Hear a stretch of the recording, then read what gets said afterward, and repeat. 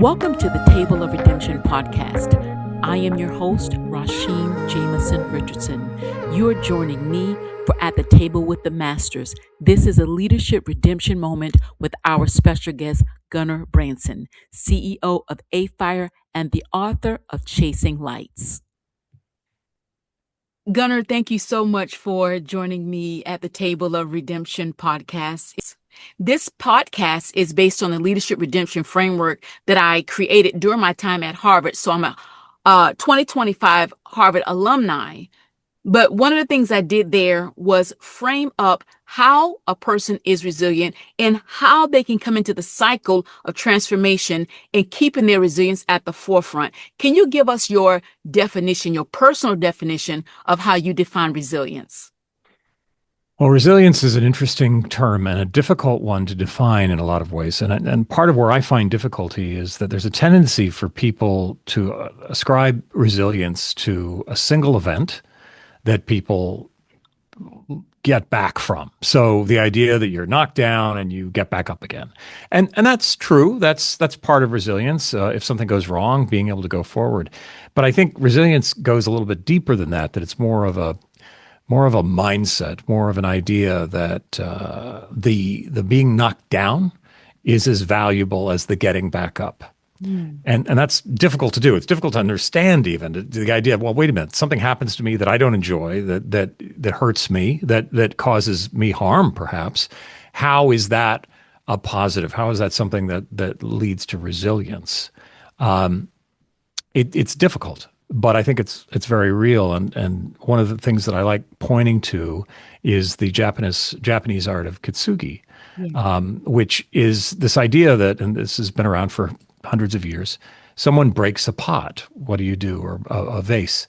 You repair it if you can, and quite often in the Western world, when we repair something, we want the seams to go away, for us not to be able to see where the break is, for it to be as good as new. But the point of kintsugi is that the seams are done in gold so that you can see in high relief where the pot was broken, but now where there is a permanent scar. And within that is beauty.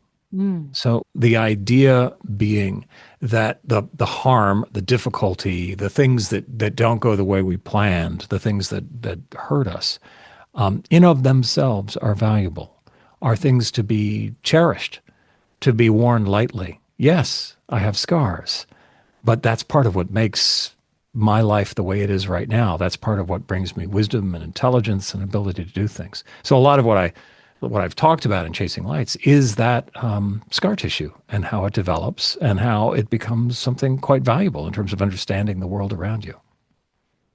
That is amazing. The scar tissue component is a great analogy because it's something we can actually feel, whether it is internal or external. When we have wounds, there are external scars that tell you right there, you can see it on someone that was a scar. But then there's some that are on the inside that may never surface, and we're still walking around with some form of scar tissue.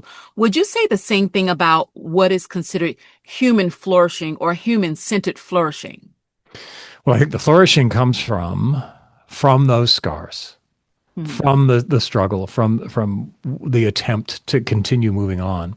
That I love how we think that the emotional scars and the emotional problems are things that we can hide. In some ways, they're almost more visible. They're just a little bit harder to decode, perhaps. But there is really no hiding. Those things are impacting how you behave, how you think, how you process things, how you do things. Now, the rest of the world might not know what the heck is going on with you and how you're doing it, but those things are there. Are they helping you? Are they helping others? Are they becoming more positive? I hope so. But they don't always. Sometimes it's a mess as we go forward.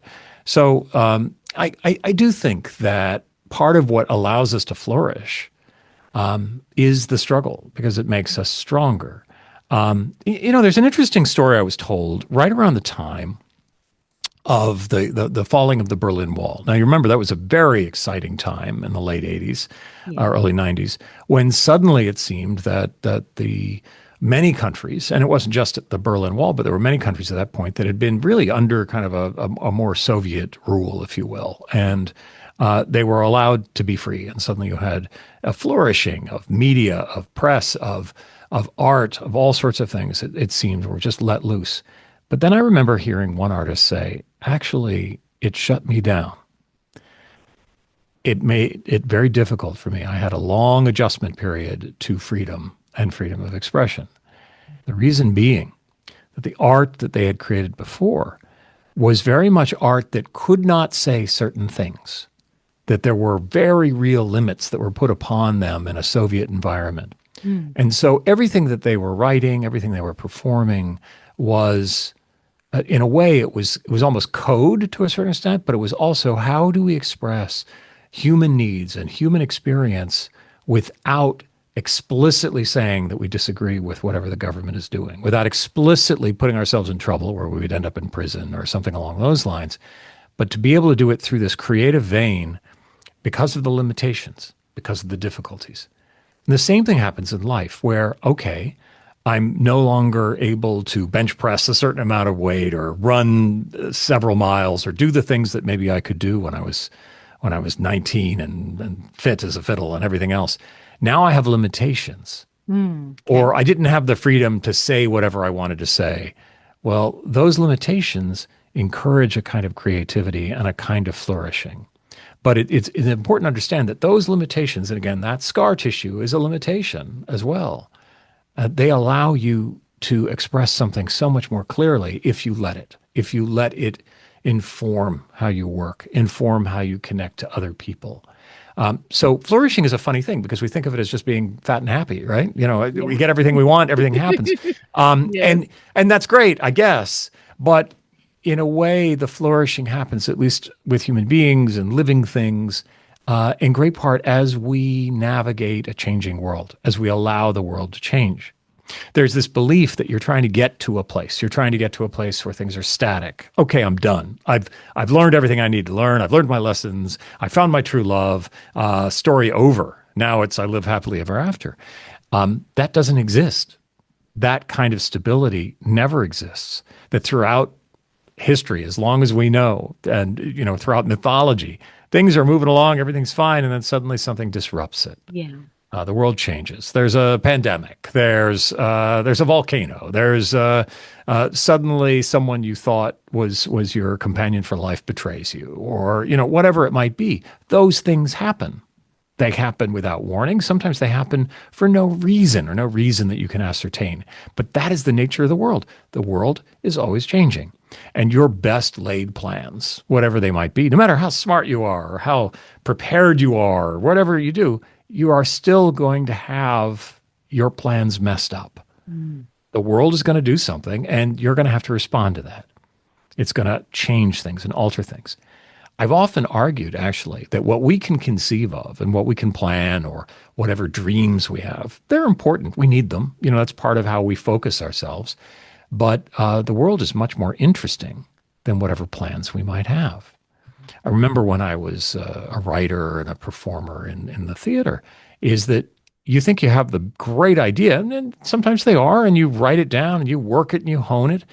But then it changes as soon as you hand it to an actor who's going to have Yes, to it perform does. it, and a director and the designer who's going to design everything around it. And frankly, even the audience comes in and changes that creation.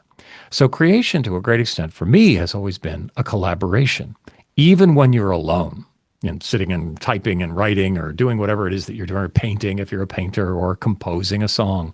You're still in a conversation before, during, and after that act of creation in order to make it work, in order to make it better. And at the end of the day, anyone who watches or listens or experiences whatever you've created, they're interpreting it too. So the story that I thought I told, or at least my point of view of a story, is then taken by someone who listens or watches, and they have a completely different take on what that story is. So, as many readers, and I hope there's many, but we're working on that, of the book I wrote, I think we're going to have that many interpretations of what I meant. I'll never forget once I was asked when I was in school to come in and recite a poem. I was told to memorize and recite a poem, and we were going to talk about poetry and where things were going. And wonderful teacher. This man was incredible.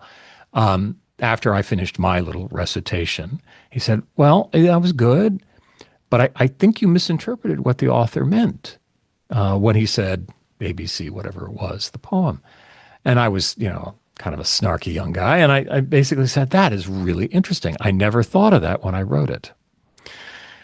That was kind of a laugh line, certainly. I mean, all the class thought that was very funny. I thought it was funny that, here the teacher thought he knew better than I did as the writer. But the reality was he did know better, because it wasn't me as a writer that determined the meaning. I had my first chance at it, my first stab. But as soon as I started communicating it to someone else, that other person now was going to collaborate with me through the work that I had done to tell me what the real interpretation was. So when writing, whether it was this book or anything else that I've managed to write, or how I've lived my life or tried to figure things out, all I have control of is whatever drafts I have my fingers on. But at the same time, someone else is going to start to manipulate it and change it. So who I listen to, how I understand what someone else's response is, that's important information. That if I can just get out of my own way, if I can keep my ego from feeling too bruised about something or whatever, that's where you can really learn something magic. That's where you can create that amazing connection between yourself and someone else. Whether you're doing it through art or you're just doing it through life, through work, through relationships, it really is, it's always a collaboration.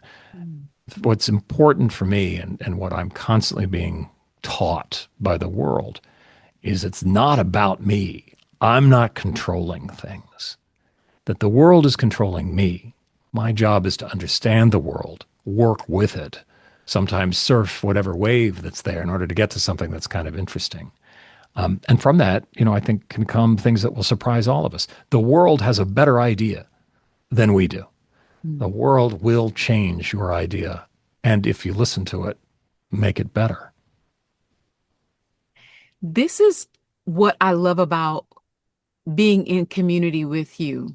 You have a way of elevating the dialogue to bring so much hope, redemption, and clarity and perspective, which is at the core of chasing light.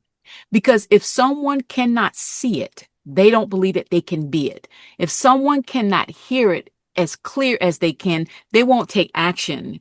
And when you're talking about resilience and human flourishing, to me, your definitions, as well as your stories, as well as your lived experiences, is telling me that flourishing and resilience, there are many iterations of it. There are many parts of you that you cannot get used to because you're going to be ever changing, ever evolving.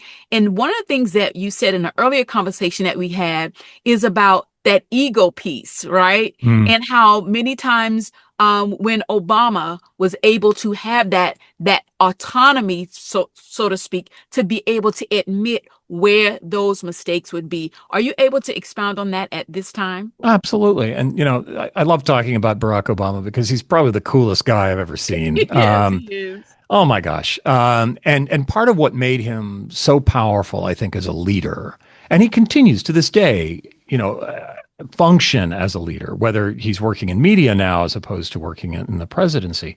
But one of the things that he understood, I think intuitively, and one of the things I admire in good leaders is in addition to understanding, and he knows it in his heart, down deep, that he belongs here, that he has a right to be here. And that's powerful. That's hard, by the way, for all of us to feel like, oh, I have a right to be here. I have a right to be a leader. And he understood that. And I think even people around him were like, what do you mean you're going to run for president? No, I have a right to be here. But secondly, and I think even more important, is that as a leader, he understood that he had a right to be here, but he also had a right to be wrong, to make mistakes, and to admit those mistakes. Most leaders have a problem with that. But Barack Obama was, in some ways infamous for being able to say to his staff, try not to make any stupid mistakes. He knew that they were going to make mistakes and that he was as well. And he was quite often the first person to say, man, I really whiffed that. That was not the right thing to do at that point. I could have made a better decision. It was so refreshing. I was like, I can't remember a president ever saying that. And being able to learn and evolve and hear from other people. And part of what I also enjoyed about being an observer as someone that lived in the United States while he was president was that there were times when I was very aware, even though I looked up to him and I feel like he was one of the better politicians I've ever seen, that he, the mistakes he made sometimes were simply his own ego, his arrogance, or perhaps he wasn't focused on what was in front of him. And that's where the mistakes would happen. But then he recovered from those mistakes by understanding and acknowledging that that's what they were.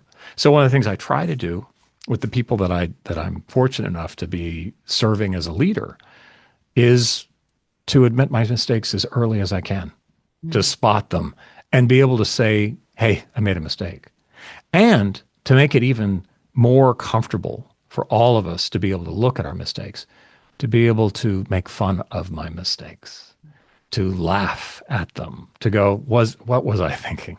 I mean, at that point, the laughter and the joy at discovering just how human and how messy we all are, it opens up a door for all of us to enter and say, yeah, aren't we just human? Okay, now let's learn. It's not about being unaccountable. If anything, it's quite the contrary. It's about being accountable for your mistakes, being accountable for your, I don't know, flaws is probably the wrong word. I think it has much more to do with what is it that you lack? What are the things that you need to work on? I'm going to assume that anyone that I'm working with has strengths and it has things that are amazing about them.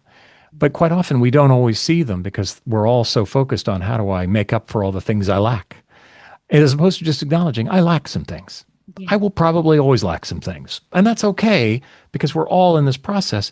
It's why human beings are really not good at being solo. Yeah. You put someone out in the middle of nowhere, they get a little weird. And I don't care who you are. I don't care how balanced you are.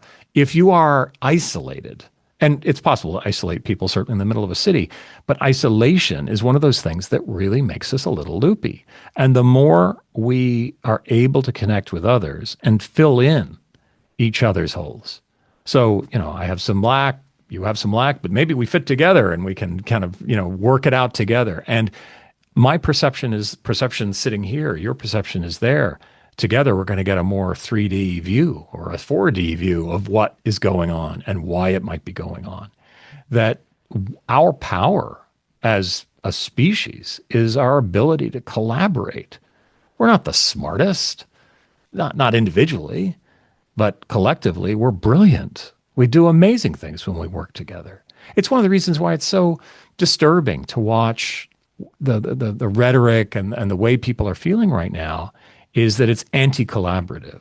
It assumes that there is someone who has all the answers and can make us feel safe or punish our enemies, as opposed to saying, well, the only way we're going to get out of some of the problems we have is if we figure out a way to collaborate. Yeah. If we figure out a way to deal with the fact that maybe I find this person annoying because they think things that I don't think, but can we figure out a way to collaborate?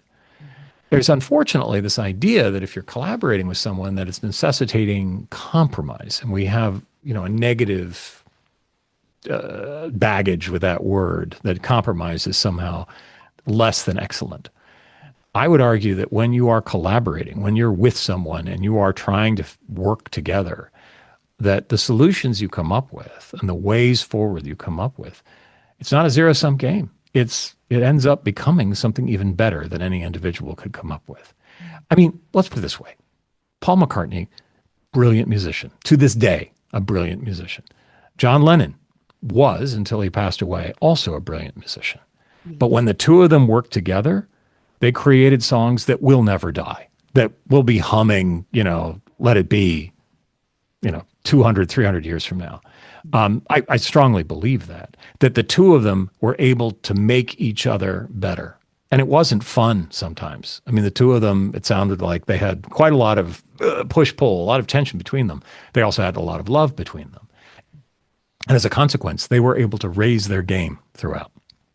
I see that all the time, not necessarily with people that are in partnerships and write a bunch of songs that people love 50 years later, but you do see it in everyday life if you can create that connection, if you can work together, even if it's not fun all the time, even if it's not, daisies and romping through fields of glory.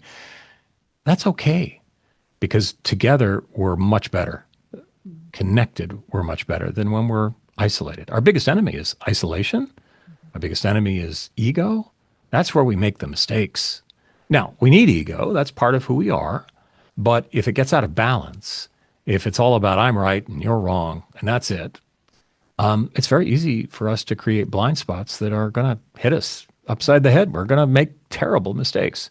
And we won't necessarily be able to recover. Our resilience will be hurt.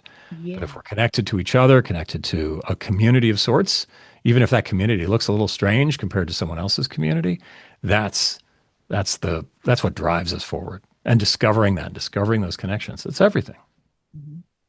So those who are listening into the podcast, Gunnar is giving us deeper insights into what it means to chase light, metaphorically as well as in your real reality, and just bringing you up to speed that when you are in any type of situation and you are faced with these struggles, I love when he said, it sucks. If someone says it sucks, our response can be, but isn't that awesome?